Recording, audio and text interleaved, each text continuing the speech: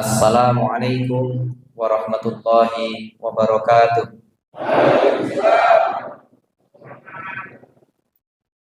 Alhamdulillah wassalatu wassalamu ala nabiyyina Muhammadin wa ala alihi wa ashabihi ajma'in.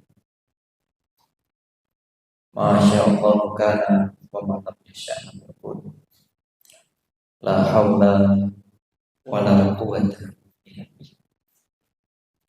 Ayyuhal ikhwan, ayyuhal mu'minun, usikum bitaqwallah. Saya ambil dari surah At-Taghabun ayat yang ke-14 sampai dengan 18. Saya ambil judul fitnah keluarga dan fitnah harta. Mari kita simak bersama-sama.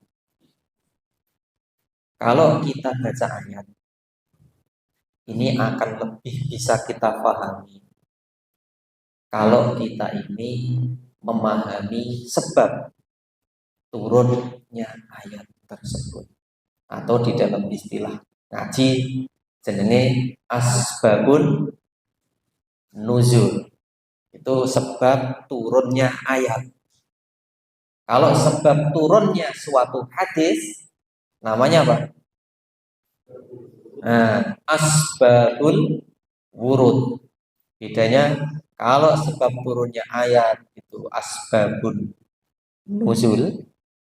Kalau sebab adanya hadis disebut asbabul wurud. Ayat ini memperingatkan kepada orang-orang yang beriman bahwasanya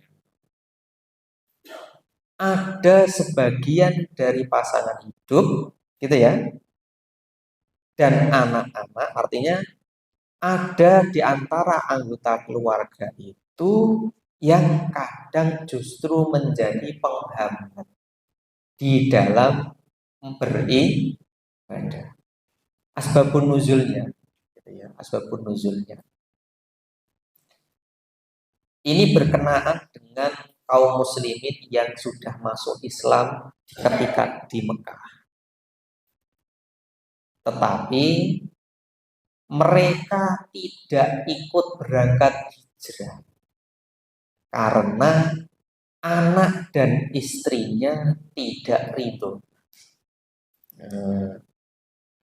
Jadi sudah masuk Islam di Mekah. Ketika mau berangkat hijrah bersama Rasulullah Shallallahu Alaihi Wasallam, anak istrinya lagi mboten gelem melu, ganduli, dan bahkan memprovokasi suaminya supaya tidak ikut hijrah. Ibu-ibu, saya yakin nggak ada ibu, ya?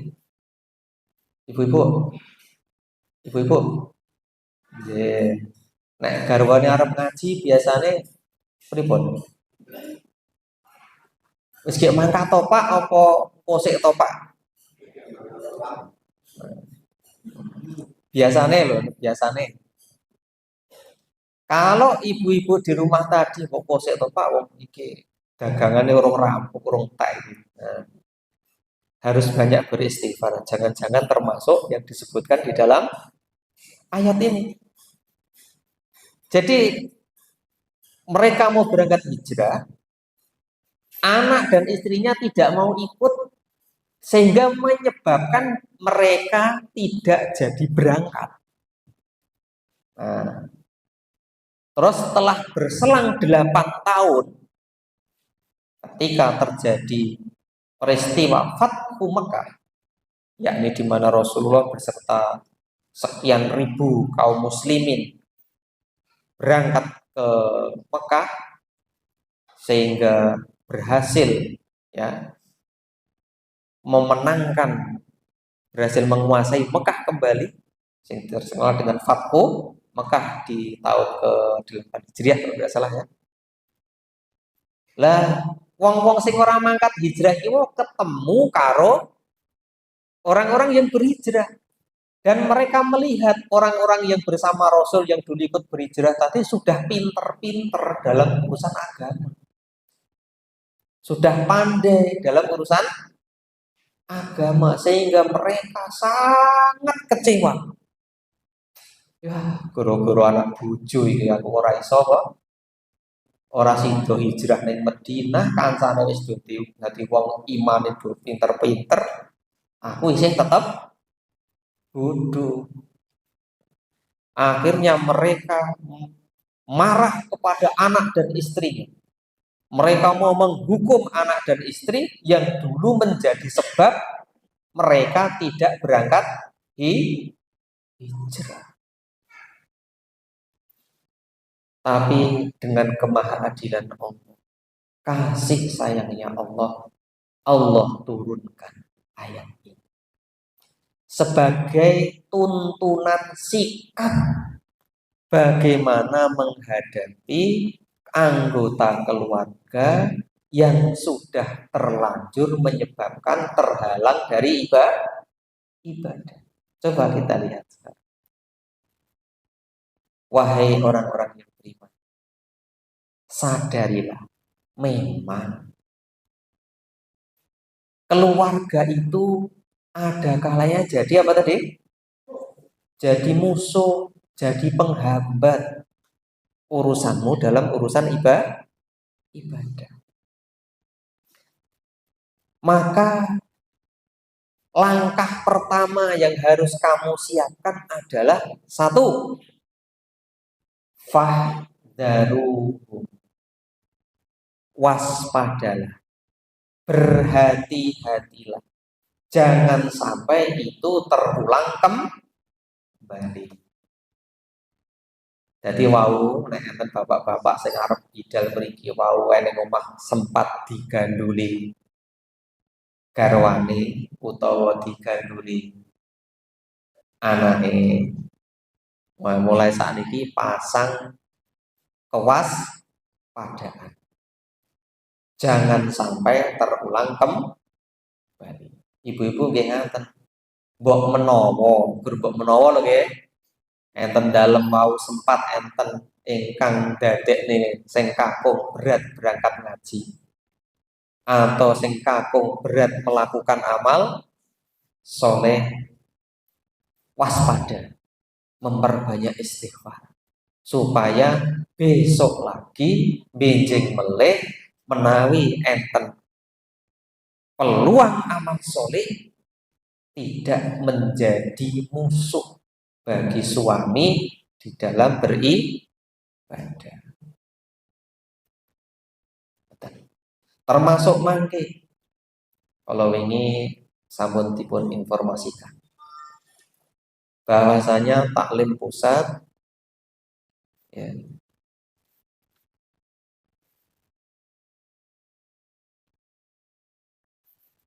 bahwasanya taklim pusat itu akan dilaksanakan insya Allah nanti bulan Maret, sekitar bulan Maret. Itu nanti akan dilaksanakan sentral insya Allah di Markas Cilengsi Bogor. Diharapkan para ikhwan sekalian bisa dimaksimalkan keberangkatan. Suami, istri, anak, kerabat diharapkan bisa maksimal di dalam menghadiri. Ini kan jenisnya peluang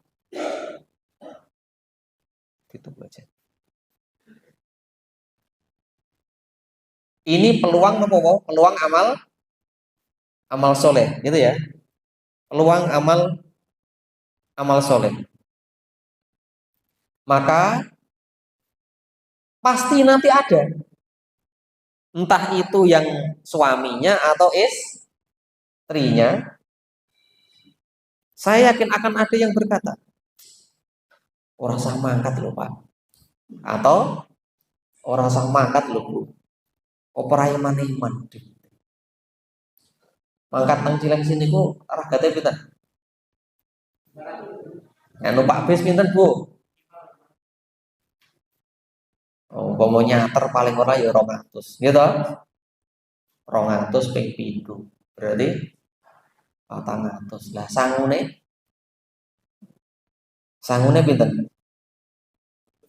Sangune eh, paling tidak harus sedia uang mungkin 500.000 kan. Nanti pasti ada yang berbicara seperti itu. Alah, timbangannya tinggo mangkat neng Cileksi, mbok mending tinggo toko, penting mending gue jajan. Nah, hati-hati dengan kalimat seperti ini. Kalimat seperti ini adalah masuk dari bisikannya setan. Bisa masuk melalui istri, bisa masuk melalui suami. Maka fahdharu, berhati-hatilah, waspada. Satu, waspada, berhati-hati. Yang kedua, setelah kita waspada, berhati-hati, yang kedua adalah takfu. Apa itu takfu? Kamu maafkan. Ojo digawe perkara, ojo diundat-undat. Ibu-ibu diundat-undat itu penak mboten? Mboten toh? Nah, ini para bapak ini hati-hati. Kalau istri melakukan suatu kesalahan, bagaimana? Ojo diundat-undat. Apa kuwi diundat-undat? Bahasa Indonesia apa? Jangan diungkit, dah maafkan. Yang berlalu biarlah apa? Berlalu. Nah, dan ini juga berlaku juga untuk istri. Karena kita kan tahu nek jenenge diundat-undat ki apa? Ora penak to nggih? Nah, itu akan menyebabkan ketidakharmonisan di dalam keluarga. Sampai akhirnya nanti tercapai tujuan setan yang utama, memisahkan antara suami dan istri. Dan yang paling harus banyak berhati-hati ini istri memang. Isu kaum apa? Kaum perempuan. Dulu kan pernah kita kaji bersama kan, penduduk neraka itu apa? Yang paling banyak dari kaum wanita. Kenapa? Karena mereka itu ada dua ciri, ada dua sifat yang sangat nampak. Satu, tidak bersyukur pada suami. Yang kedua, nek suami niki wong apik, enek eleke sithik sing dieling-eling sing nggih to, Bu. Nah, itu. Bojone lomo, ganteng, apa nih? Perhatian, apalagi. Tapi enek eleke sithik nek turu ngorok. Nah, sing dieling-eling bukan gantengnya, dudu lomane, dudu perhatiane. Sing dieling-eling apa nih? Ngorok. Aku ki seprono seprene turu karo kowe ben wengi ora tau iso turu. Gara-gara apa? Ngorok. Jadi diungkit-ungkit itu akan meretakkan apa? Keharmonisan rumah tangga. Maafkan, ya, maafkan. Jangan diungkit-ungkit. Kemudian watas fahu. Nah, watas fahu itu adalah eh, berlapang dadalah, atau kalau di sini tadi pemaaf sudah, gitu ya. Tadi pemaaf sudah.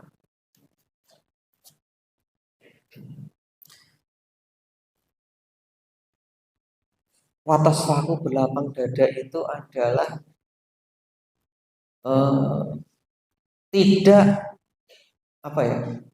Tidak menimpakan kesalahan kepada mereka, tidak menjadikan sebagai sumber masalah. Nah, itu namanya watas fahu. Pisan dimaaf nih, siapkan hati yang pemaaf. Yang kedua, jangan dipermasalahkan terus urusan itu. Sudah selesai. susah watasfahu, berlapang dadalah dengan kejadian yang sudah terjadi. Kemudian yang keempat, wataghfiru, ampuni. Ampuni itu maksudnya adalah tutupi kesalahan mereka. Tutupi, jangan disebarkan, jangan dipergunjingkan. Ojo dadekne omongan. Wah, goro-goro bojoku kae. Aku ndek ngira mangkat taklim. Goro-goro bojoku, aku wingi ora iso mangkat. Jangan, tutupi.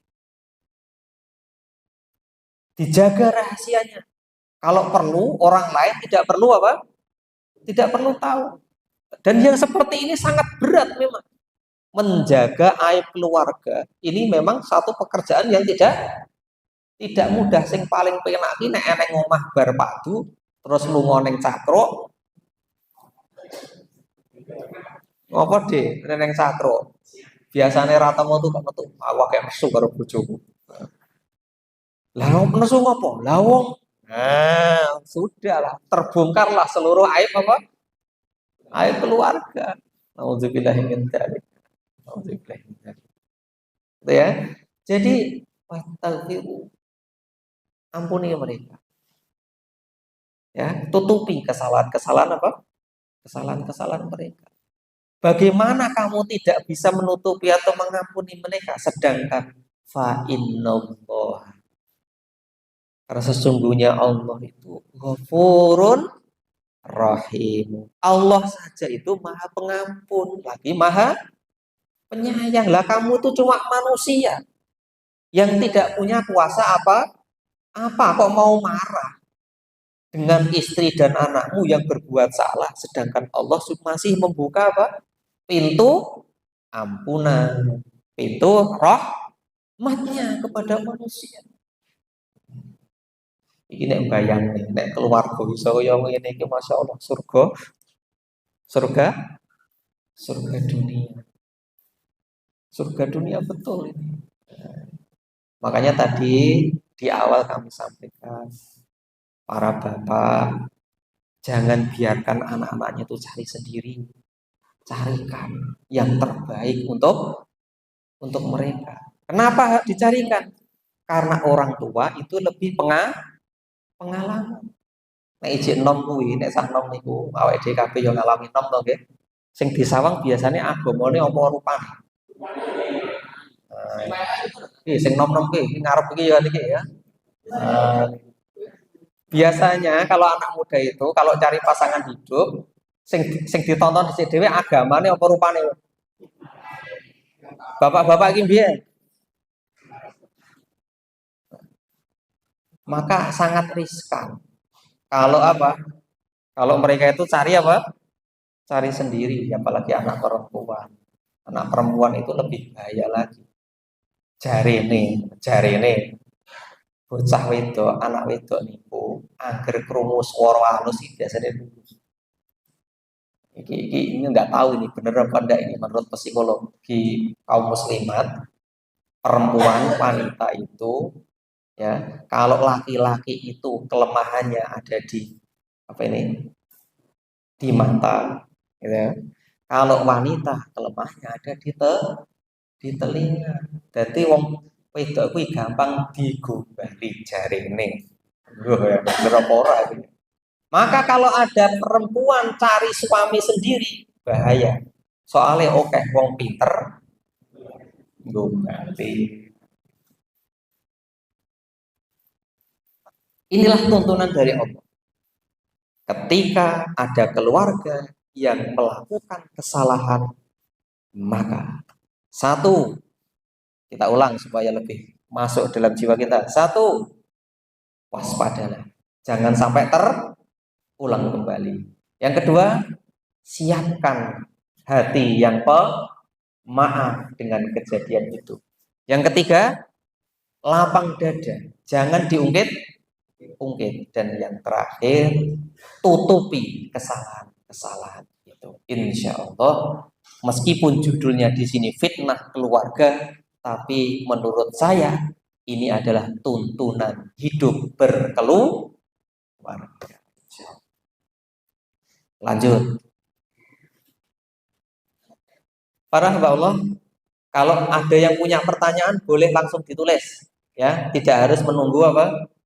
Tidak harus menunggu selesai penyampaian kami, ya. Silakan langsung ditulis saja. Waktu kami nanti sampai jam 10 kurang seperempat, insya Allah. Silakan langsung ditulis kalau ada pertanyaan. Kita lanjutkan ayat yang ke-15. Innama amwalukum wa auladukum fitnah.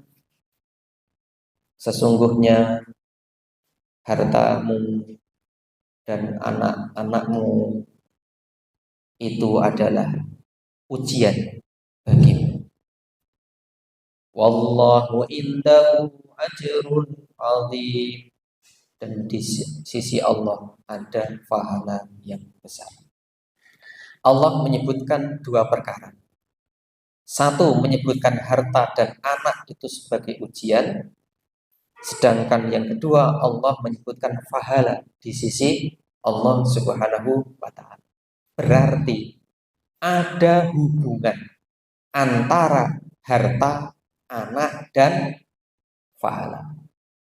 Kalau metode yang seperti ini, menyandingkan yang seperti ini, menjadikan yang berlawanan seperti ini, artinya kalau kamu cenderung pada salah satu, itu akan menentukan nasib.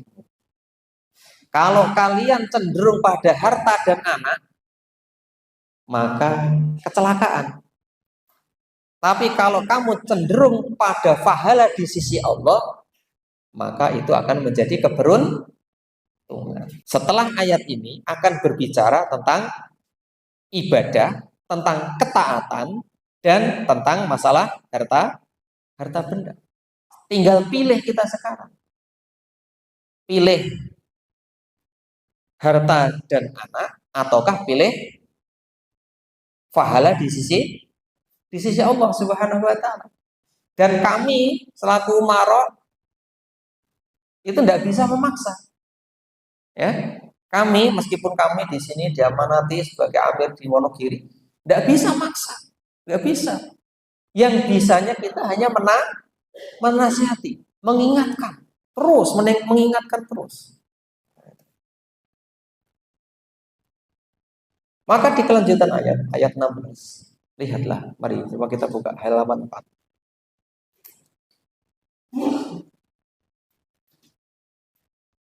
Fattaqullaha mastata'tum.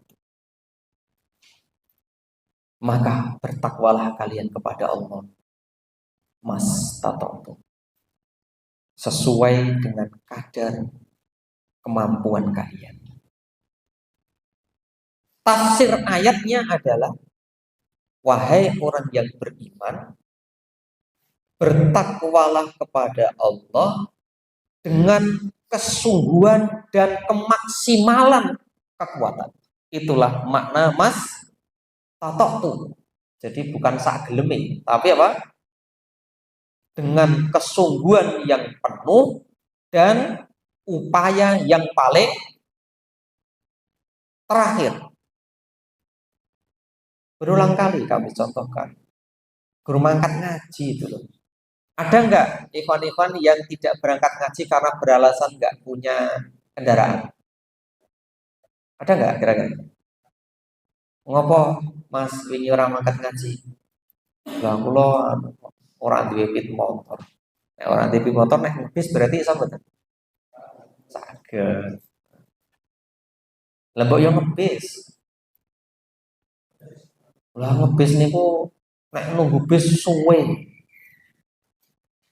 Nek nunggu bis niku suwe.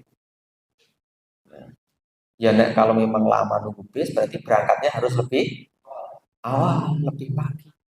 Terakhir gitu. Lah kula mboten duwe sangu kok. Lah kula mboten duwe sangu. Kalau memang nggak punya sangu, lah sudah matur belum kepada roisnya, kepada amirnya. Sebab bisa jadi ketika ada umat yang memang tidak bisa berangkat ngaji, kemudian mengeluh, mengadu kepada amir, ya wis mangkat. Aku sing Nah, ngei nunutan ora kok bayari. Aku sing ngei nunutan. Kenapa? Saya punya dua motor. Biasanya saya berangkat ngaji ki goncengan karo apa?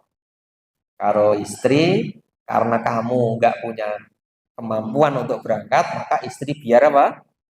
Biar naik motor sendiri, saya naik motor sendiri, kamu bonceng saya. Ada yang pernah seperti itu? Nah, belum kan? Coba ini dipraktekkan di Riasa. Jadi ikhwan kita di Nia Wonogiri ini lebih dari 600 orang. Bisa nggak kita ngaji bisa sampai 1000 orang di setiap kajian? Bisa nggak? Ini tim konsumsi siap nggak kalau yang datang 1000? Siap nggak?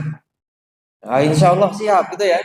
Nah, coba nanti taklim bulan depan kita canangkan taklim niabah 1000 orang.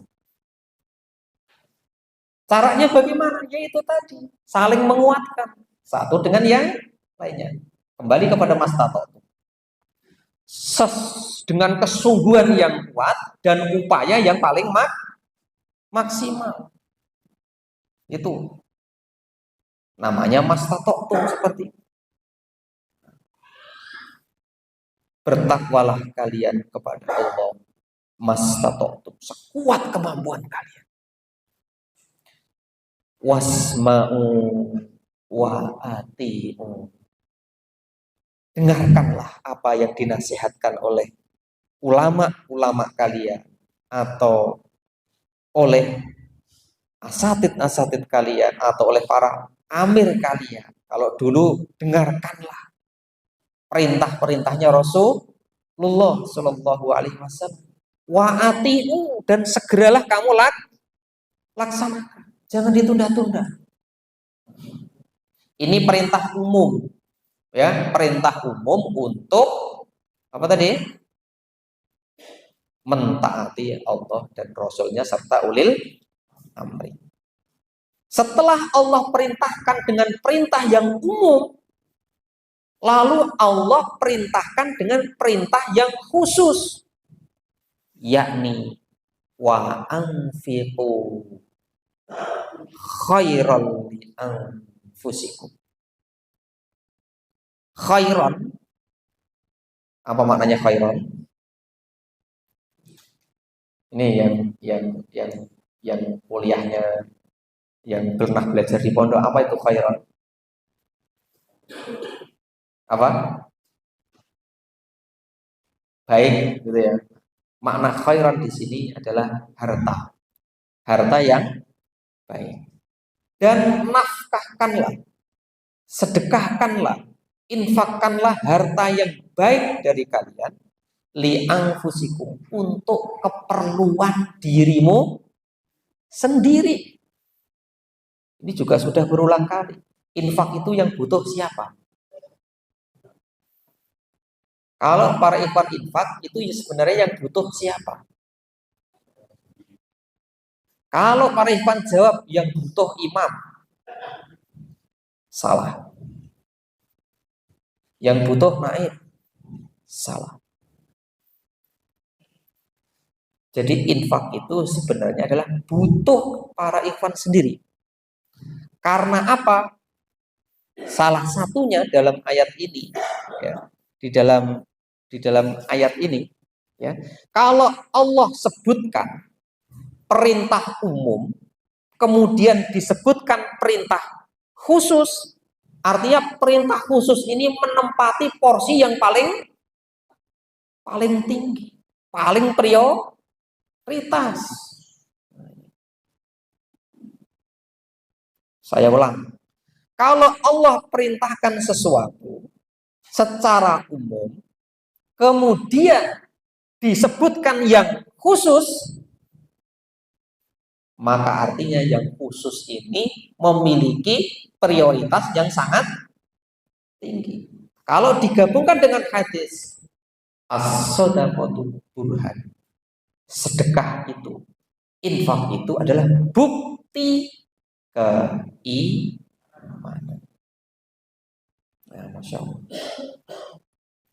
Maka kami tidak akan memaksa para ikhwan untuk berinfak, tidak. Tapi kami akan selalu mengingatkan. Pagi tadi sudah infak belum? Pagi tadi sudah infak belum? Mengesok isora ya kira-kira nak awake dhewe iki anggere tangi biar niku langsung infak. Saged mboten? Ibu-ibu nih lho perlu ibu-ibu. Saged mboten, Bu? Pokoknya anggap tangi dia alhamdulillahilladzi ahyana ba'dama amatana wa ilaihi. Segala puji bagi Allah yang telah menghidupkan kami kembali setelah kami apa? Mati, dan hanya kepadanya kami akan kembali. Kelingan terus kelingan duit. Kelingan duit. Terus sebagai bentuk rasa syukur dibangunkan kembali, kemudian apa? Buka laci, apa buka dompet gitu ya. Apa buka nek sing duwe apa? Duwe mobile gitu ya. Mobile per to. Niku lho sing rekening nganggo HP niku lho ya. Langsung keluarkan sebagai bentuk rasa syukur. Karena kalau Allah itu tadi tidak bangunkan kita, semua tadi tidak akan bermanfaat. Dan yang lebih penting lagi, kalau di pagi hari kita sudah mengawali pagi kita dengan sedekah, maka kita berharap dengan doanya para malaikat yang ada di sekitar kita. Allahumma a'ti munfiqan khalafa. Ya Allah, berikanlah kepada orang yang berinfak di pagi ini dengan ganti yang lebih baik. Kemudian malaikat yang satunya juga berdoa. Arabnya piye ya? Terjemahnya aja. Ya Allah, berikan pada orang yang menahan hartanya di pagi ini halakan, kehancuran. Jadi ternyata sedekah di pagi hari ini memiliki keutamaan. Nah, catat sing besar di buku catatan ini. Program harian tangi turu nyemplongne infak. Berarti nek gen ora lali wiwit sore kudu wis cepak. Jenengan tesih kulino to nggane duit transfer batal? Masih biasa kan? Oh, saiki lek nggane ora ning batal oh ya. Nah, sekarang itu kebiasaan itu dianu kembali. Dia apa namanya? Di di dibudayakan lagi. Nggane duit ning isor bantal. Dua apa? Nek esok tangi turu iso langsung berinfak di jalan Allah Subhanahu. Kalau nanti infak dari para ikhwan yang terkumpul itu banyak, siapa yang senang? Siapa yang senang? Apa malia ini apa? Wah, itu hebat di Wonogiri, infaknya banyak. Bukan. Jangan dikira para ikhwan itu infaknya banyak, saya itu senang. Tidak. Wong tanggungan kula luwih gede. Harus bertanggung jawab mentasarufkan ngatur infaknya jenengan. Engko nek ngantek ilang isi dadak ngijoli. Nek penggunaannya salah ijik tanggung jawab jenengan umpreng-umpreng. Ayo piye to infak malah ditukupin motor ini. Nah, jangan dikira para ikhwan itu infaknya banyak itu saya membuat hati kami jadi senang. Tidak. Kalau infak banyak itu justru harusnya yang senang itu para ikhwan sendiri. Karena apa? Berhasil menghilangkan yang namanya penyakit syuh. Penyakit apa? Penyakit syuh. Wa mayu syuhha nafsihi faulaika humul muflihun. Barang siapa dijaga dari penyakit syuh, faulaika, mereka itulah orang-orang yang beruntung. Ada yang tahu syuh itu apa? Apa Pak Sumati? Kikir ya. Kalau bakil apa Pak? Bedanya kikir karo bakil apa? Nek judul di situ apa? Judul di tema kita apa? Bahaya apa itu? Dampak buruk sifat bakil. Nah, bedanya bakil dengan kikir apa? Apa bedanya bakil dengan kikir? Jenengan pilih ganti wong bakil apa wong kikir? Pilih mana? Nah, berarti makalah kula derek diwaca niku mau. Sekarang coba kita lihat kalau pengen tahu bedanya bakil dan kikir di halaman kelima. Silakan dibuka.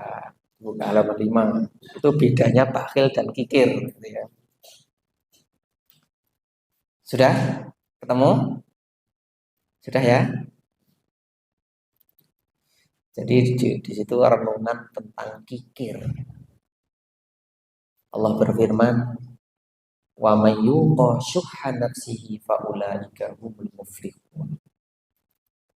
Dan barang siapa yang dipelihara dari kekikiran dirinya, maka dia termasuk orang-orang yang yakni di dalam tafsir Ibnu Katsir ya. Barang siapa yang terbebas dari sifat kikir, maka sesungguhnya dia telah beruntung dan berhasil. Jadi kalau saya ingatkan ikhwan-ikhwan untuk terus berinfak, saya hanya ingin mengingatkan supaya ikhwan-ikhwan itu bisa lepas dari penyakit syuh.